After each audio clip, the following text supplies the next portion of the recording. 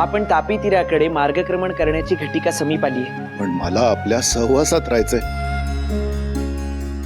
आपलं जे काही सुख दुःख आहे ते आपलं मानून जगायचंय. आपलं संरक्षण करायचंय. सांगया, त्यासाठी हा पांडुरंग आहे ना. हा मायबाप सगळ्यांना सांभाळतो. जरी खरं असलं तरी मला आपल्याकडून अजून खूप काही शिकायचंय. आपले चरण आणि गुरुमावची सावली सोडून मला कुठेही दूर जायचं नाहीये. आजन्म तिच्या आज्ञेतच राहायचंय. मग तू तुझ्या भाळी असलेलं कर्म करावं, हीच माझी आज्ञा आणि इच्छा आहे असं समज. आणि जसं विधी लिखित योजलंय तसं व्हायलाच हवं, नाही का? अहो विसोबा शास्त्री, धर्मदंड तुमच्या हातात असून देखील या आळंदी ग्रामानं अधर्माची वाट ठरलेली आहे. मग ज्याच्या हाती धर्मदंड आहे त्याच्याशी हे असं अडून कोड्यात बोलू नये, हे मी तुम्हाला नव्याने सांगण्याची काही गरज आहे का ग्रामजोशी? नाही का? सारं आळंदी ग्राम या ज्ञानाची रचना हरिपाठ म्हणतंय. वय वय, अहो त्या हरिपाठाच्या रचना इतक्या साध्या आणि सोप्या आहेत, ती अशा चटकन जिभेवर रुळतात बघा. हे बघ नारबा, त्या ज्ञानाच्या रचना तुझ्या देखील तोंडपाठ आहेत, हो की नाही? छे छे छे, शास्त्री, अहो त्या ज्ञानाचा हरिपाठ माझ्या तोंडून निघाला तर मला पाप लागल, पाप. बाप, अहो सारं ग्रामच पातकी झालंय. तरी बरं, हे फक्त आळंदीतच घडतंय. अहो फक्त आळंदी नाही, सरोली, पुनवडी, चक्रेश्वर, जुन्ननगरी, एक ग्राम बी असं नाही की जिथं या ज्ञानाच्या ओव्या गायल्या म्हटल्या जात नाहीत. ते आमच्या पण कानी आलेलं आहे. यथा काष्ठमच काष्ठमच समेयाता महादधौः समेत्य च व्यपेयाता तद्वद्भूत समागमः. हे तर आपण जाणताच. सांगदेवा, आपल्या मनाची ओढ मला समजते. क्षणिक सहवासानं ही लेकरं जन्माची ओढ लावतात, देहा पल्ल्याडचं नातं जोडतात. यांच्या सहवासापासून दूर जाताना मन जडावणारच. पण यांच्या सांगण्यात काही तथ्य असेलच. त्यांना पुढील योजना माहीत असावी, त्यामुळेच तर ते तसं बोलतायत ना. हो, हे मी जाणतो. पण आपला सहवास अजून काळ लाभला असता तर. सांगया, आपल्या भाग्यात एकमेकांचा सहवास इतकाच होता, पण मायलेकराच्या नात्यासारखे जन्मोजन्मीचे बंध जुळले. आता आपण ज्ञानरूपाने सहवासात राहू. बर गुरुबाई, उद्याच्या मुहूर्ताला तापी तिरी निघतो.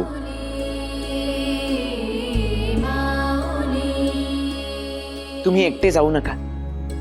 काही अंतरापर्यंत आम्ही आपल्या सवे येतो.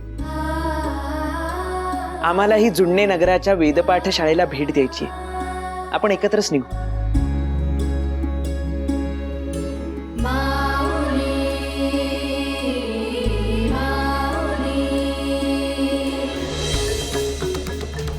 म्हणजे आपल्याला हे सगळं ठाऊक असूनही आपण अजून काही करत नाही आहात.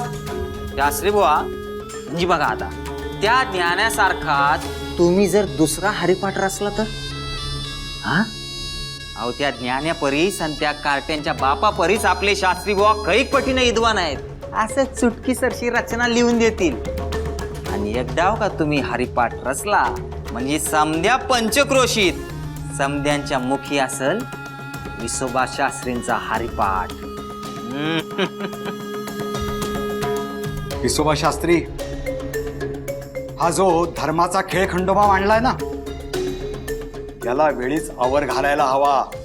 नवे नवे चांगला तडाखा द्यायला हवा. अहो बोला शास्त्री, बोला. वेळीच हा अनाचार थांबला नाही ना तर आपलं काहीही खरं नाही, हे ध्यानात ठेवा. आहे, सारं काही ध्यानात आहे. पण तुर्तास तरी आपण गप्प बसणं हेच आपल्यासाठी इष्ट ठरेल. अहो पण राम जोशी, ते मुदगल शास्त्री आणि पाटील आपल्यावरती लक्ष ठेवून आहेत. तेव्हा आपली एखादी लहानशी कृती देखील आपल्या अंगलट येऊ शकते. कळतंय ना मी काय म्हणतोय ते?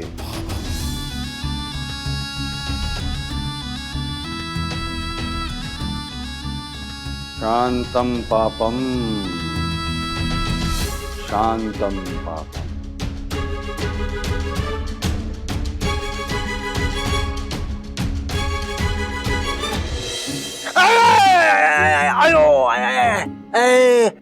मेलो मेलो मेलो. दर येळेला मार खाऊन येता.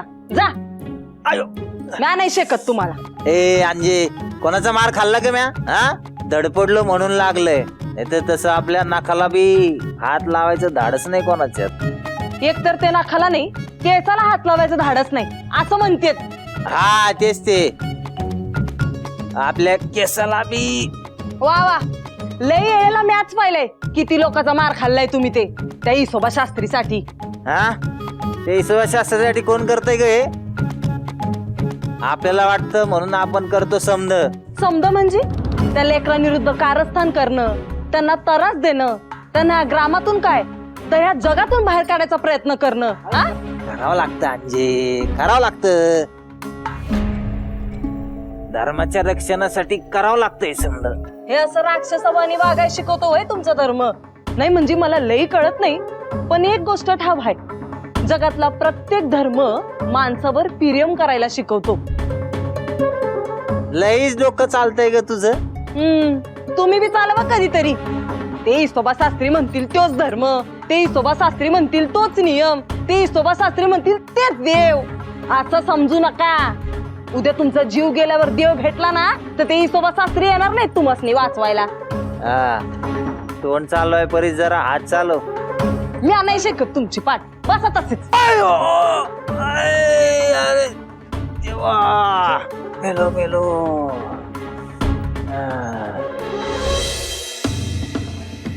कावेरी मावशी, कावेरी मावशी, कावेरी मावशी.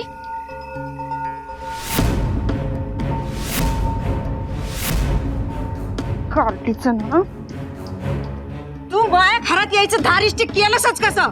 वय बाहेर, वय बाहेर, बाहेर वा म्हणते ना. क्षमा करा, कावेरी मावशी आहे का? नाही आहे ती घरात. काय काम होतं तुझं? ते पीठ हवं होतं. पीठ? ते कशा पायी? दशम्या करायच्या होत्या. दशम्या करायच्या आहेत? अरे वा, ब्रह्मचर्याची शपथ बिपत घेतली ना तुझ्या भावानं. अग लाज नाही वाटत असे जीवाचे चोचले पुरवाया? आमच्यासाठी नकोय. चांगदेव इथून प्रयाण करणार आहेत आणि घरच्या पाहुण्याला उपाशी पोटी परतीच्या प्रवासाला पाठवू नये असं म्हणतात, म्हणून त्याच्यासाठी. कुणासाठी बी मिळणार नाही. अग तुमच्या पायी इथं लोकांची घरं उद्ध्वस्त व्हायला लागली आहेत आणि तुम्ही बसा पाहुण्यांची कौतिक करत. कारट्यानो कुटक पेडाल ही पाप. सासूबाई,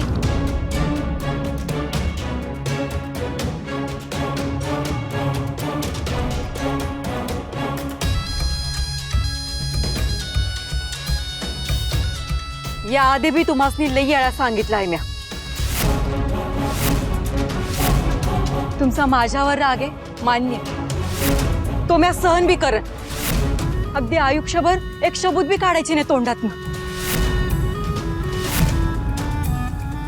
पर तुम्ही माझ्या लेकरांचा अपमान केला तर तो म्या सहन करणार नाही. अगं आवदसे, सासूशी असं बोलायला लाज नाही वाटत? आणि ते बी ह्या कार्टी समोर. हा, अगं यांच्या प्रेमाची पट्टी तुझ्या डोळ्यावर आहेच, पण त्यांच्या नादात आता भानही विसरलीस का काय?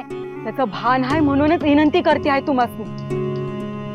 दारावर कोणी भिक्षुक आला तरी आपण त्याला रिकाम्या हाती पाठवत नाही सासूबाई. हे तर माझं लेकरू आहे. मुक्ते, काय हवंय लेकरा तुला? अगं अगं आता का दात खेळ बसली तुझी? सांग ना तिला पीठ हवंय म्हणून. दशम्या करायच्या आहेत ना. एवढंच ना. थांब देते मी. नाही नाही म्हणजे नाही. माझ्या घरातला अन्नाचा कण बी या कार्ट्यांना द्यायचा नाही. मावशी राहू दे, मी जाते. थांब मुक्ते तू थांब. अगं इतकं केलंस या कार्ट्यांसाठी तरी बी अजून करायचं हाय. हा अजून बी करन. शेवट पतूर करन. हो या लेकरांनी माझ्यासाठी काय काय केलं ना ते तुम्हाला नाही समजायचं सासूबाई. या लेकरांनी माझ्यावर माया केली, आधार दिलाय त्यांनी. खरं तर नवा जन्मच दिलाय. अहो येळच आली ना सासूबाई तर ही कावेरी स्वतःचा जीव बी ओवाळून टाकन त्यांच्या पायाशी. अगं अगं हे इथं बोललीस त्या इसोबा शास्त्री समोर बोललीस तर काय होईल माहित आहे काय? त्यांना काय उत्तर द्यायचंय ना ते माझं मी आधी. आणि तसे बिब्या कोणाला बी भीत नाही.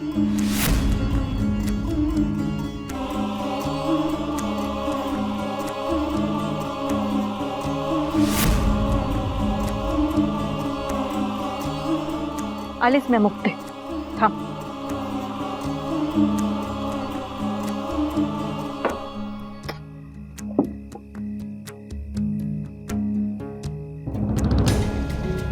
काय तंत्रमंत्र केलंय ह्या कार्ट्यांनी देवाला ठाऊक. पिरेम पिरेम म्हणतात त्या तंत्रमंत्राला.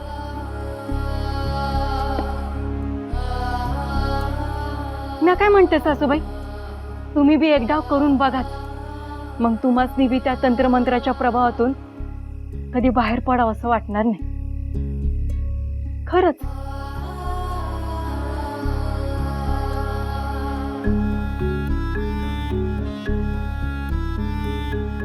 धर मुक्ते.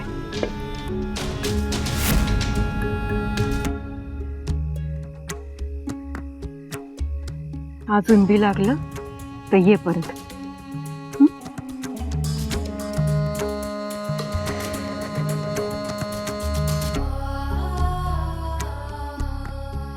मावशी येते मी.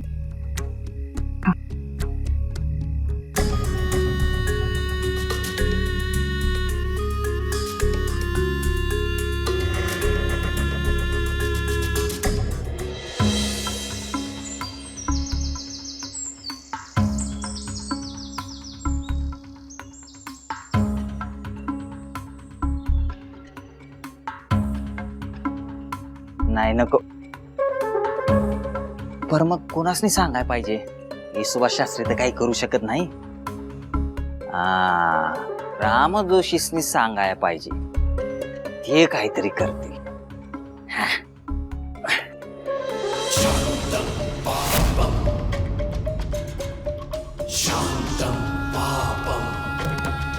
ठीक आहे. नारबा कशाला आला होता आणि काहीही न सांगता निघूनही गेला? काही महत्वाचं सांगायचं नसेल ना? मरू दे, येईल तेव्हा येईल. शांतम पापम, शांतम पापम. ज्ञाना ज्ञाना ज्ञाना. अहो ग्रामजोशी, अहो हे सांगायसाठी मी तुम्हाला शोधत होतो. वा वा वा वा वा नारबा, अरे काय गोड बातमी दिलीस. घरी असतास ना तर तुझ्या मुखात गुळ घातला असता रे. वा वा वा वा. आता त्या गोड नात्यामध्ये सुरुंग लावूयात. जे इतक्या प्रयत्नांनी जमलं नाही ते करूयात. हा, नाहीतरी तो ज्ञान्या म्हणतच असतो हे नाही का ते रब्द रब्द. हा?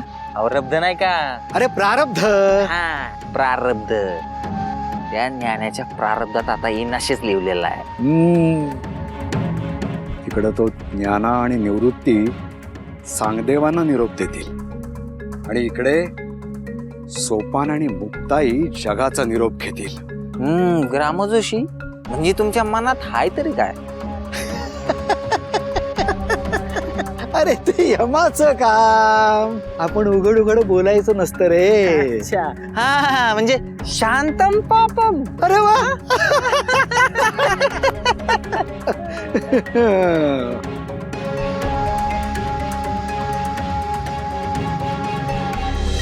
ज्ञाना ज्ञाना ज्ञाना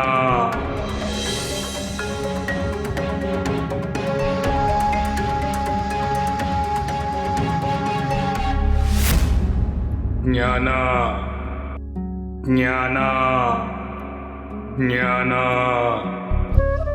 रिकाम्या पोटी मनाची अस्वस्थता अजूनच वाढते असं म्हणतात. दादा, ताट वाढलंय, 2 घास खाऊन घे. अगं, सोपाना आणि गुरुदादा सगुणा आजीला सहाय्य करून येतच असतील. आपण थांबूया त्यांच्यासाठी. ते काय इतक्यात यायचे नाही. मडक्याला आकार देताना सुद्धा गुरुदादाच्या एकाग्र मनाला जणू ध्यानावस्थाच प्राप्त होते. आणि सोपान दादाला सगुणा आजी सवे गूज गोष्टी करताना वेळेचं भानच उरत नाही. तेव्हा ते दोघे आले की मी त्यांना वाढते. ज्ञाना ज्ञाना.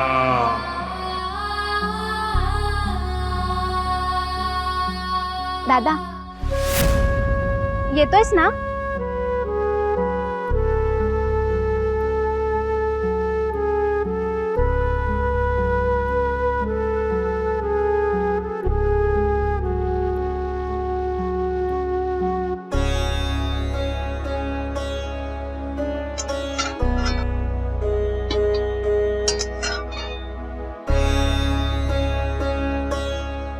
ये बस. आई करायची तशा दुधातल्या दशम्या केल्यात मी.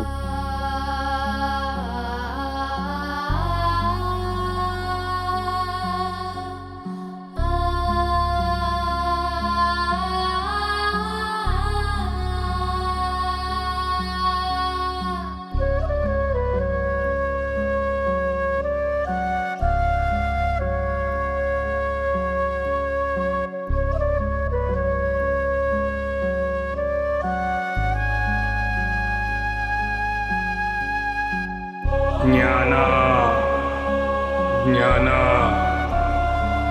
ज्ञाना.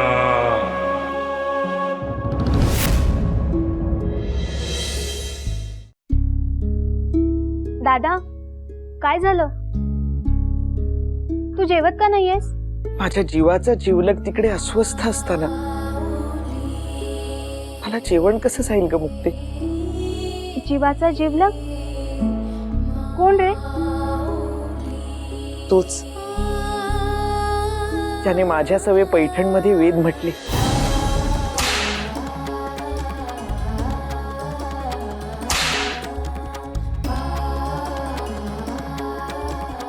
हरिः ओम. अग्निमीळे पुरोहितं यज्ञस्य देवमृत्विजं गोतारं रत्नधातमम्. माझा प्राण सखा,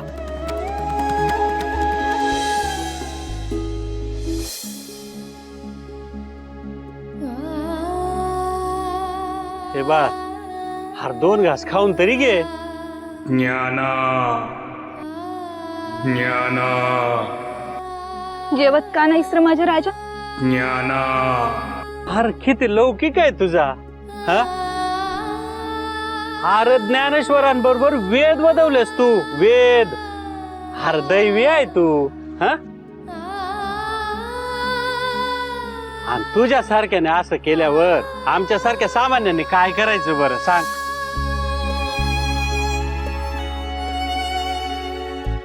काय करावं बाई आता?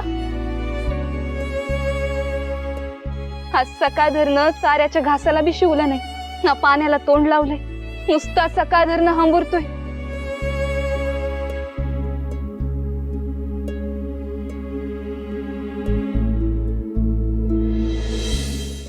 तू तिकडे कळवळत असताना माझ्या मुखी घास कसा उतरेल?